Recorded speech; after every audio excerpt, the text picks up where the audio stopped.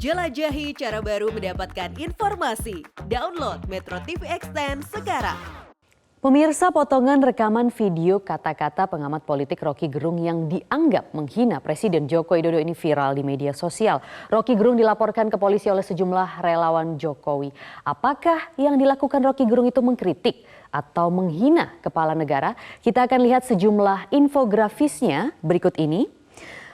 Relawan Jokowi, pemirsa, ini melaporkan Roky Gerung ke polisi sesuai dengan pasal 218 ayat 1 KUHP dengan ancaman hukuman penjara 3 tahun 6 bulan. Karena memang ada sekitar 50 perwakilan relawan lebih sebenarnya dan juga pendukung loyalis Jokowi yang telah melaporkan Roky Gerung ke polisi dengan landasan pasal 218 ayat 1 KUHP yang menyatakan setiap orang yang di muka umum menyerang kehormatan atau harkat dan martabat presiden atau wakil presiden dipidana dengan pidana penjara paling lama 3 tahun 6 bulan atau pidana denda paling banyak kategori 4. Kemudian infografis yang berikutnya itu dikatakan oleh sejumlah pengamat hukum, bisa kita baca di sini. Jadi yang dilakukan oleh Roky Gerung itu bukan penghinaan dalam pengertian yuridis, karena konsekuensinya sebagai seorang pejabat publik itu dikritisi sekeras apapun. Menurut pengamat hukum, pasal-pasal yang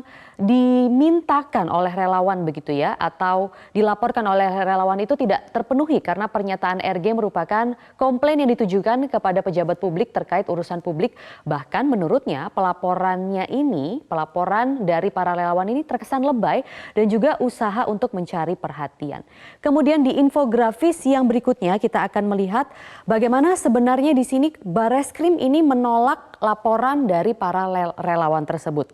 Karena alasannya adalah harus ada laporan langsung dari pihak yang dirugikan. Nah, jadi maksudnya di sini pemirsa, kalau kita melihat pasal penghinaan kepala negara baik di KUHP lama yang masih kita gunakan sampai saat ini maupun KUHP baru yang akan berlaku di tahun 2026. Ini sama-sama merupakan delik aduan sehingga pihak yang merasa dirugikanlah yang harus melapor.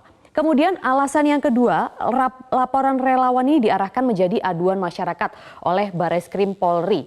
Nah, ini juga dikatakan oleh sejumlah relawan yang melaporkan ke Bareskrim Polri dan akhirnya diteruskan begitu ya ke Polda Metro Jaya laporannya karena ditolak oleh Bareskrim Polri. Dan akhirnya Polda Metro Jaya menerima laporan tersebut dengan dasar UU ITE dan KUHP yang terkait SARA. Bahkan sejumlah organisasi masyarakat adat Dayak juga akan melaporkan Roky Gerung karena dianggap menghina IKN. Kemudian yang ketiga kita akan lihat banyak pakar hukum di sini yang sebenarnya membenarkan langkah dari Bareskrim. Karena memang sejumlah pengamat hukum ini mengatakan jika laporan diterima malah akan keliru. Karena sifatnya delik aduan sehingga bisa diperadilankan dan juga bisa kalah.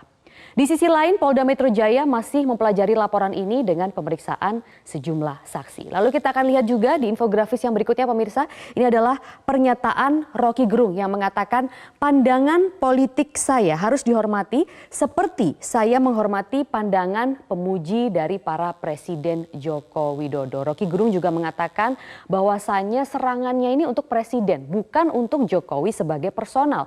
Presiden adalah fungsi yang setiap 5 tahun dipilih, tidak permanen, sehingga kritiknya untuk kebijakan presiden sebagai lembaga negara bukan martabat personal Jokowi.